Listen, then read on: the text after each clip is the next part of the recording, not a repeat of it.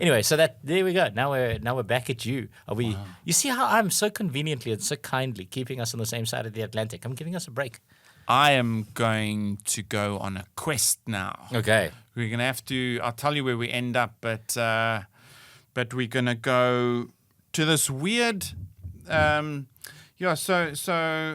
it's a religious-y one. Let's blame it, this one on the Christians. The Crusades. Okay. The Crusades started in about the 1100s, and it was all about keeping the Muslims out of Europe. Salam, love you, love everyone, peace, yo. But it was the big Christian-Muslim war over the Middle East and keeping them out of Europe for all of that time, and so grew the myth of a Christian kingdom on the other side of the Islamic world somewhere, who, if they could only just reach that kingdom, they could get an alliance going, and they could take the Muslims or they could squash the Muslims on both sides with Christian armies. And it was the legend of Prester John. And there is a long history of centuries of wanting to find Prester John. And they first placed him in the Middle East, and they looked for him. And it was sincere. They really believed in him. Like Marco Polo really was also set out to find him, not just on his way to the east. So, but man, even up to as late as the 1500s, looking for where is Prester John. And so, the last sort of European discussion about him was that the Portuguese had found him. Here's my fact: the Portuguese had found him in Abyssinia. And they declared that this Christian kingdom in Abyssinia, this is Prester John. It was somewhat disappointing because it wasn't a big military might that they were hoping for. It also, there was myths of it being full of diamonds and golds and a land of good Christian values, but pleasure as well. Things like that. Right. But lovely, it's perfect, a lovely, wonderful kingdom, a wonderful mythical Christian kingdom that the Europeans were trying to get to. So that's my fact, that the Portuguese found Kingdom of Prester John, what they called the Kingdom of Prester John, in Abyssinia in the 1500s. So there's quite a lot of kind of history about the spread of Christianity and how it moved. And I recently actually saw a documentary where they suggested that what might have happened, they try to imagine, let's say Jesus is a normal person rather than a god, and that he's a wanted person. Obviously, he's somebody who that the state has decreed to be an enemy. Could he have survived? Could he have been crucified and survived? And then the documentary spoke quite a lot about how people were rescued off the cross quite a bit, and then what would happen to them.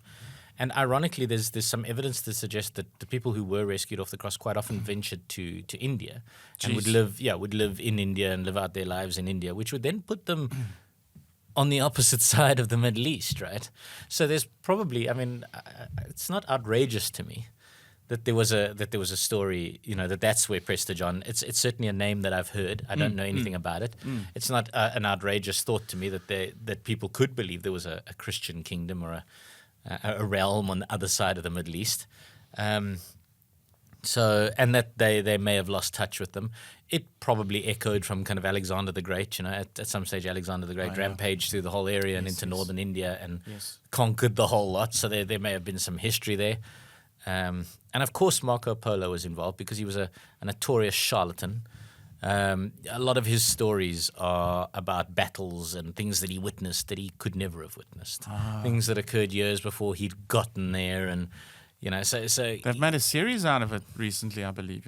Yeah, but so he's obviously the kind of person who would absolutely latch on to that kind of legend and slam it in his journals and he did claim to have it. passed through it or found it or seen it. Yeah, so that does make sense. Whether somebody could have found it, an actual one, I doubt it was this mythical land of Prester John where naked people grew on trees and that the Portuguese never found that.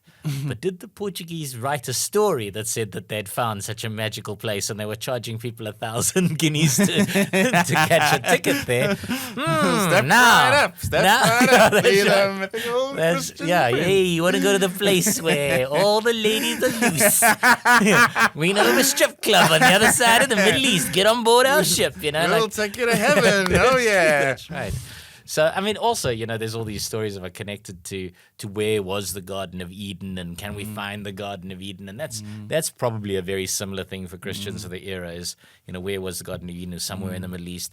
So I'm sure there was a lot of history on that kind of thing. The fact that that they would believe such a land exists, I'm going to tick that box. I'm going to say that the Portuguese could have claimed they found the land. I'm going to tick that box. I mean, whether they did, that's where I'm kind of putting the question mark. And I'm gonna say, yeah. I mean, maybe they did find a Christian community in Abyssinia. It's possible. I mean, let's be honest. Abyssinia was Ethiopia, right? So the earliest churches in the world, the earliest are in Ethiopia. They're stone churches at Lalibela that are carved into rock. So there definitely were. Is that Christian- Ethiopia? Lalibela? Yeah. So there definitely were Christian communities there. Whether the Portuguese were able to sell them as being the lands of Prester John, they are on the other side of the Middle East, I suppose, technically, if you kind of go through the Middle East and then back into Africa. But yeah, let's say it's all true.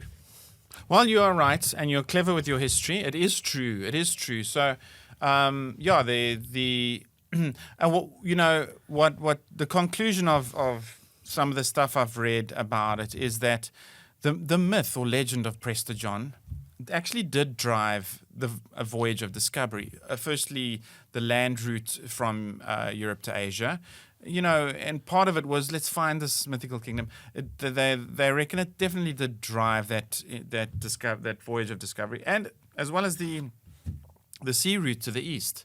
It was kind of part of it was let's find this place. So and Abyssinia, yes, it's true. The Portuguese found it, and they reckon this is it. We found it, but disappointing, bit of a weakened kingdom, but a Christian kingdom nonetheless. And you're right in your history. Like I can tell you, I think from Scripture, you got the Old Testament, the New Testament. So the Old Testament, there's this thing of the Queen of Sheba, who then came to the wise King Solomon.